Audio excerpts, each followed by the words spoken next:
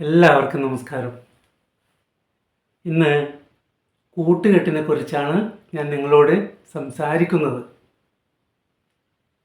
ഓരോ മനുഷ്യനും കൂട്ടുകെട്ട് ഉണ്ടാവണം. കൂട്ടുകെട്ട് ഉണ്ടായാൽ പോരാ, നല്ല കൂട്ടുകെട്ട് ഉണ്ടാവണം. നല്ല കൂട്ടുകെട്ട് ജീവിതത്തിൽ ഒരുപാട് നന്മകൾ ചെയ്യും. ചീത്ത കൂട്ടുകെട്ടുകൾ വലിയ ദോഷങ്ങൾ ഉണ്ടാക്കുകയും ചെയ്യും. നല്ല കൂട്ടുകെട്ട് എന്ന് പറയുന്നത് അതൊരു ധൈര്യമാണ്.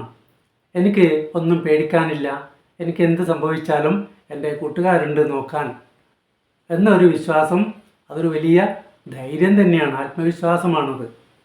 അതാണ് നാം ഉണ്ടാക്കേണ്ടത്. നാം പണമുണ്ടാക്കാൻ എടുക്കുന്ന അത്രയും പ്രാധാന്യം നല്ല കൂട്ടുകെട്ട് ഉണ്ടാക്കുവാനും എടുക്കേണ്ടതാണ്. കാരണം കൂട്ടുകെട്ടാണ് ഏറ്റവും വലിയ സമ്പത്ത് എന്ന് നമ്മൾ അറിയണം. കൂട്ടുകെട്ട് എന്ന് പറഞ്ഞുകൂടാ, നല്ല കൂട്ടുകെട്ട്.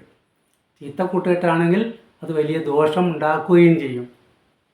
അതുകൊണ്ട് പണമുണ്ടാക്കുവാൻ നാം എടുക്കുന്ന അത്രയും പ്രാധാന്യം തന്നെ നല്ല സുഹൃത്തുക്കളെ സമ്പാദിക്കുന്നതിനും എടുക്കേണ്ടതാണ്. കാരണം പണം കൊണ്ട് സാധിക്കാത്ത പല കാര്യങ്ങളും നല്ല കൂട്ടുകാരെ കൊണ്ട് ചെയ്യുവാൻ സാധിക്കും. ഇതാണ് നമ്മൾ അറിയേണ്ടത്. പണത്തിന് ചിലപ്പോൾ കടലാസിൻ്റെ വില പോലും ഇല്ലാത്ത ചില സന്ദർഭങ്ങൾ ജീവിതത്തിൽ ഉണ്ടാകും. അതുകൊണ്ട് ഓർമ്മിക്കുക, വലിയ ധനം എന്ന് പറയുന്നത് നല്ല കൂട്ടുകെട്ടാണ്. ചിലരുണ്ട് നമ്മോട് വലിയ സ്നേഹം കാണിക്കും, വലിയ സൗഹൃദം നടിക്കുകയും ഒക്കെ ചെയ്യും. എന്നാൽ സന്ദർഭം വരുമ്പോൾ അവർ പിന്നിൽ നിന്ന് കുത്തും. നേരിട്ടല്ലെങ്കിൽ മറ്റു ചിലരെ കൊണ്ടെങ്കിലും ചിലർ നമ്മെ ദ്രോഹിക്കും. ഒന്നുകിൽ കള്ളക്കേസിൽ പെടുത്തും, അതല്ലെങ്കിൽ അപവാദങ്ങൾ പ്രചരിപ്പിച്ച് സമൂഹത്തിൽ നമുക്കുള്ള വില ഇല്ലാതെയാക്കാൻ ശ്രമിക്കും. അങ്ങനെ ഉള്ള ആളുകളും ഉണ്ട്. യഥാർത്ഥത്തിൽ രാമായണം പറയുന്നു, ശത്രുക്കളല്ല ശത്രുക്കളാകുന്നത് മിത്രഭാവേനെ അടുത്തുകൂടുന്നവർ. ഇതാണ് രാമായണം പറയുന്നത്. അതുകൊണ്ട് തിരിച്ചറിയുക, യഥാർത്ഥ ശത്രു ആരാണ്, ബന്ധു ആരാണ്, നല്ല സൗഹൃദം ആരാണ് എന്ന് നാം തിരിച്ചറിയണം. ഈ സൗഹൃദത്തെക്കുറിച്ച് പറയുമ്പോൾ 4 വസ്തുക്കളെക്കുറിച്ചാണ് എനിക്ക് ഓർമ്മ വരുന്നത്. ഒന്ന് അല്പം പഞ്ഞി, മറ്റൊന്ന് ചെറിയ കരിങ്കല്ലിൻ്റെ കഷ്ണം, മറ്റൊന്ന് പൊട്ടാസ്യം പെർമാംഗനേറ്റ്, മറ്റൊന്ന് കൽക്കണ്ടം. ഇവയുടെ പ്രത്യേകത അല്ലെങ്കിൽ ഇവയുടെ സ്വഭാവം എന്താണ് എന്ന് നമുക്ക് നോക്കാം. 4 ഗ്ലാസ്സിൽ ശുദ്ധജലം എടുക്കുക. ഒരു ഗ്ലാസ്സിൽ പഞ്ഞിക്കെട്ട് ഇട്ടുവെക്കുക. രണ്ടാമത്തെ ഗ്ലാസ്സിൽ കരിങ്കല്ലിൻ്റെ കഷ്ണം ഇട്ടുവെക്കുക. മൂന്നാമത്തെ ഗ്ലാസ്സിൽ അല്പം പൊട്ടാസ്യം പെർമാംഗനേറ്റ് ഇടുക. 4ാമത്തെ ഗ്ലാസ്സിൽ കൽക്കണ്ടം ഇട്ടുവെക്കുക.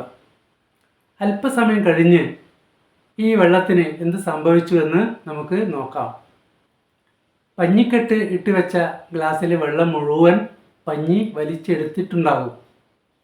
കരിങ്കല്ല് ഇട്ട് വെച്ച ഗ്ലാസ്സിലെ ജലത്തിന് ഒരു മാറ്റവും ഉണ്ടാവുകയില്ല, അത് അതേപോലെ ഉണ്ടാകും. പൊട്ടാസ്യം പെർമാംഗനേറ്റ് ഇട്ട് വെച്ച ഗ്ലാസ്സിലെ വെള്ളം വയലറ്റ് നിറമായിരിക്കും. 4ാമത്തെ ഗ്ലാസ്സിൽ ഇട്ട് വെച്ച കൽക്കണ്ടം ഇട്ട് വെച്ച ഗ്ലാസ്സിലെ വെള്ളത്തിന് ഒരു മാറ്റവുമില്ല. കൽക്കണ്ടം അപ്രത്യക്ഷമായിരിക്കും, അത് ആ ജലത്തിൽ അലിഞ്ഞ് ചേർന്നിട്ടുണ്ടാകും.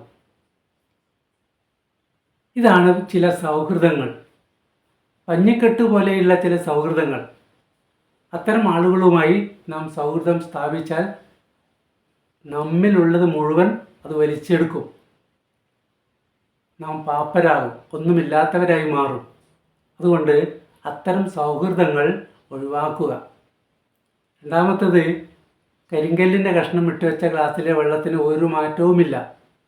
എത്ര കാലം കഴിഞ്ഞാലും കരിങ്കല്ലിന് ഒരു മാറ്റവുമില്ല, വെള്ളത്തിനും ഒരു മാറ്റവുമില്ല. ഒരു സഹായവും അങ്ങോട്ടുമില്ല ഇങ്ങോട്ടുമില്ല. ഇത്തരം സൗഹൃദങ്ങൾ ഉണ്ടായിട്ട് ഒരു കാര്യവുമില്ല. അത്തരം സൗഹൃദങ്ങളെ ഒഴിവാക്കുന്നതാണ് നമുക്ക് നല്ലത്.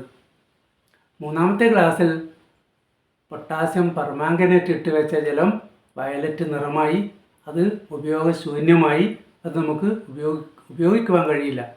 അത് കുടിച്ചാൽ പല രോഗങ്ങളും ഉണ്ടാകും. അതുപോലെ ചില കൂട്ടുകാരുണ്ടാകും, അടുത്തു കഴിഞ്ഞാൽ നമുക്ക് വലിയ ദോഷങ്ങൾ ഉണ്ടാക്കുന്ന ചില കൂട്ടുകാർ. അത് മനസ്സിലാക്കി മാറിപ്പോവുക.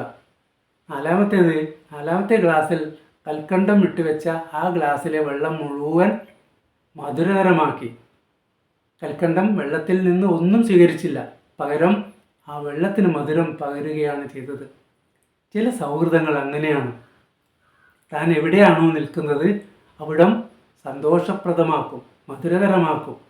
ഇത്തരം ആളുകളെയാണ് നാം കണ്ടെത്തി സൗഹൃദം സ്ഥാപിക്കുവാൻ മനസ്സിലാക്കേണ്ടത്. അതിനാണ് ശ്രമിക്കേണ്ടത്. ഇത്തരം സൗഹൃദങ്ങൾ ലഭിച്ചു കഴിഞ്ഞാൽ അത് നമ്മുടെ ജീവിതത്തിൽ വലിയ ധനം തന്നെയാണ്, സമ്പത്ത് തന്നെയാണ്. ഇത്തരം കൂട്ടുകാരെയാണ് നാം കണ്ടെത്തേണ്ടത്. അതുകൊണ്ട് നമുക്കൊരു കാര്യം ഓർമ്മയുണ്ട്. മന്ദരയുടെ കൂട്ടുകെട്ട് കാരണമാണ് കൈകേയിയുടെ വർത്തമാന ജീവിതവും ഭാവി ജീവിതവും ദുസ്സഹമാക്കിയത്. അതുകൊണ്ട് ഇത്തരം കൂട്ടുകെട്ട് ഒഴിവാക്കുക. നല്ല കൂട്ടുകെട്ട് ഉണ്ടാവട്ടെ എല്ലാവർക്കും. അതുവഴി ഈ ജീവിതം ധന്യമായി മാറട്ടെ എന്ന് പ്രാർത്ഥിക്കുന്നു. നന്ദി, നമസ്കാരം.